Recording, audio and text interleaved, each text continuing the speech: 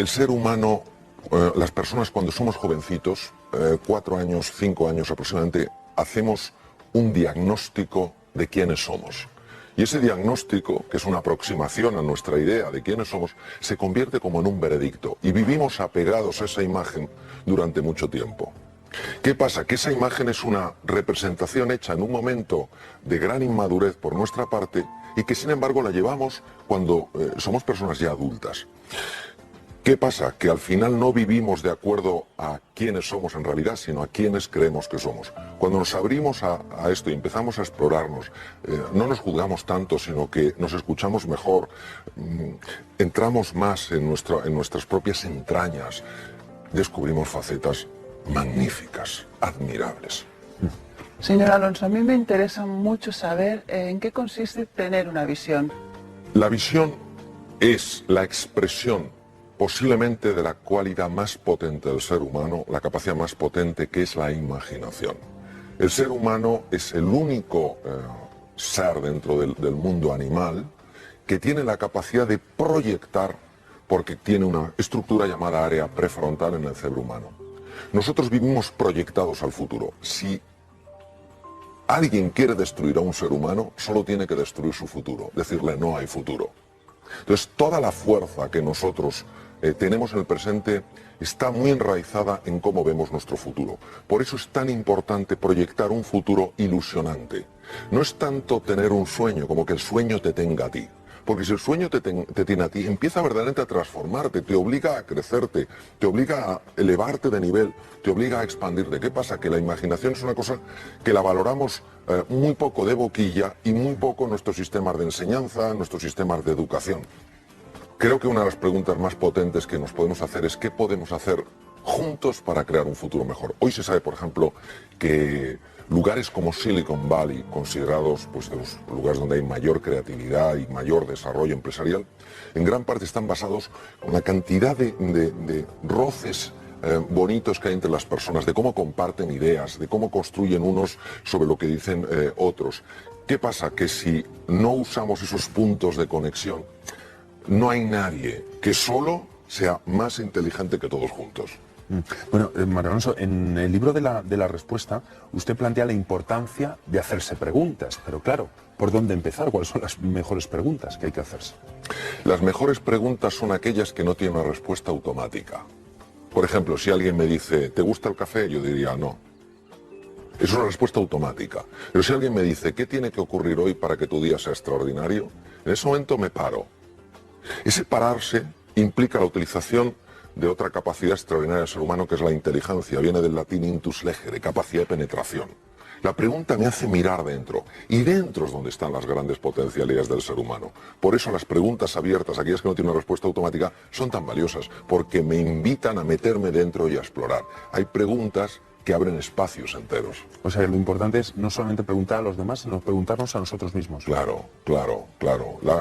La utilización de la pregunta en el coaching es la herramienta esencial, es clave porque te ayuda a tomar perspectiva en zonas de tu vida en la que no tienes una visión lo suficientemente amplia.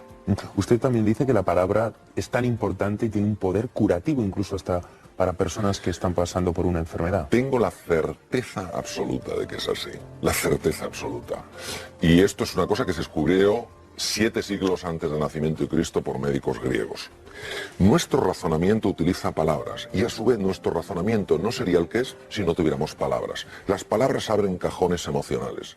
Las emociones alteran hormonas, alteran procesos viscerales, alteran el funcionamiento del cerebro. No es lo mismo abrir el cajón de la desesperanza que abrir el cajón de la ilusión. Si yo abro el cajón de la desesperanza, lleno mi cuerpo de cortisol.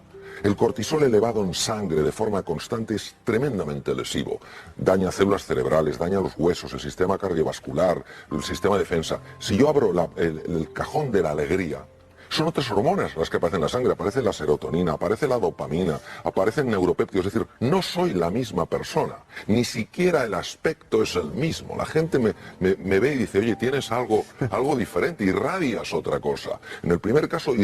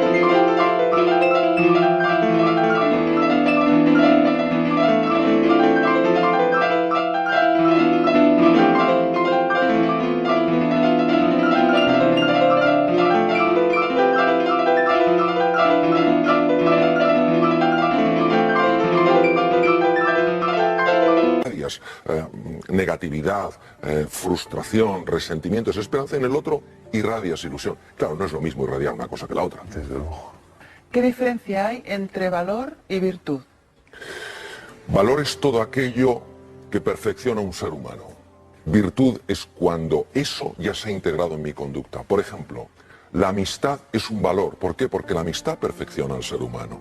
La amabilidad, la compasión. Cuando mi forma de vivir ya incorpora eso, es decir, de manera natural ya soy amable, ya soy benevolente, ya soy compasivo, ya quiero a las personas, eso es una virtud, es la integración de un valor en mi personalidad. Habla usted mucho también de feedback, pero ¿qué es exactamente el feedback y cómo puede ser útil para las personas recibir feedback?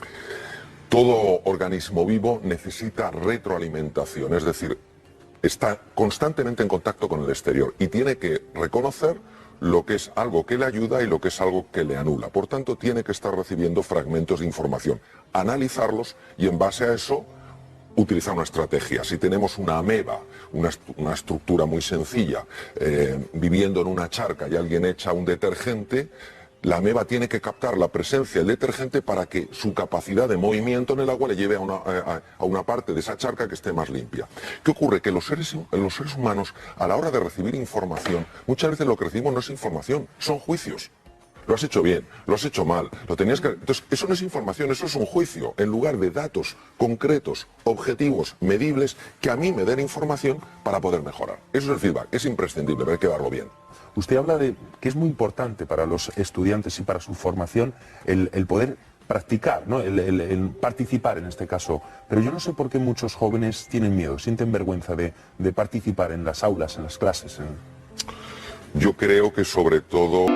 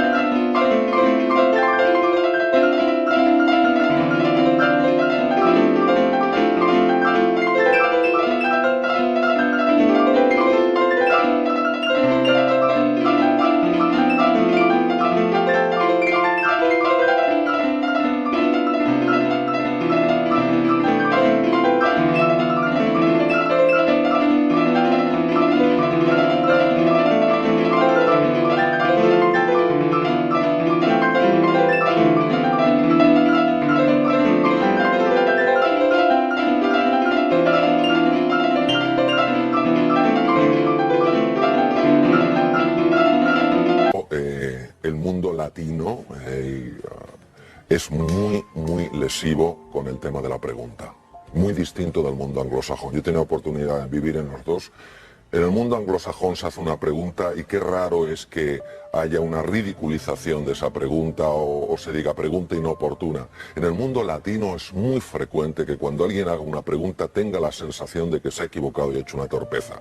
Entonces nosotros cuando somos chiquititos hacemos muchas preguntas. Y esas preguntas pues pueden ser curiosas, sorprendentes. Llega un momento en el que distinguimos entre preguntas buenas y preguntas malas, preguntas correctas e incorrectas. Y entonces ya el arte de preguntar se altera. Es curioso porque algunas de las personas que han hecho los descubrimientos más sorprendentes, por ejemplo de la ciencia, hicieron preguntas que en su momento parecían absurdas. Claro, ahí el papel del profesorado es muy importante a la hora de... Yo creo que a los profesores hay que cuidarles especialmente, hay que ilusionarles especialmente, hay que hacerles sentir de verdad, no de palabra, lo importante que es su función. Y creo que es muy importante también compartir con ellos que a la hora de interactuar con un alumno, más importante que averiguar lo que ese alumno sabe es averiguar cómo ese alumno se siente. Porque el corazón, la parte emocional, es el cerebro emocional, el sistema límbico, y la parte intelectual, el área prefrontal, están muy conectadas. Entonces, un chico, una chica muy inteligentes, y todo ser humano tiene inteligencia, claro que sí. Si se siente asustado, se siente bloqueado, se siente ridiculizado, bloquea inmediatamente toda la parte intelectual. Entonces creo que verdaderamente tenemos que dar un peso de verdad auténtico, no de cumplimiento, sino de verdad a lo que es el sistema educativo. Para que esos estudiantes no tengan miedo a la hora de hacer esas preguntas y no se planteen a lo mejor si esta es interesante, no, esta... Para que la...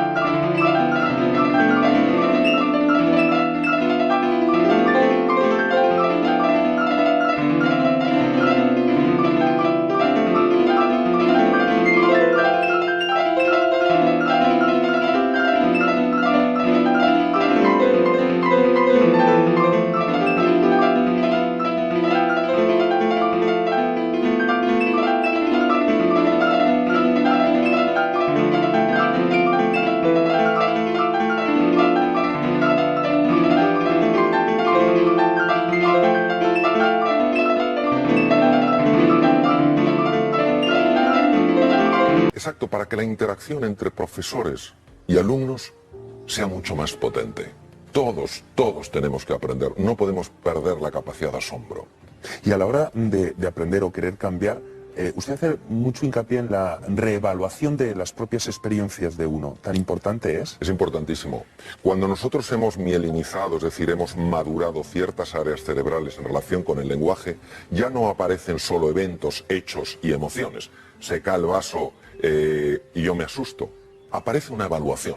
Se cae el vaso, yo me asusto y además soy torpe. Y en ese momento hago un registro, una experiencia que configura mi memoria, de tal manera que en el futuro un vaso de características similares no lo que recoger. La evaluación es clave, por eso personas que estaban sometidas a registros muy dañinos de su memoria, cuando los han evaluado bajo una nota distinta, se han liberado de esa parte emocional y han vuelto a ser libres.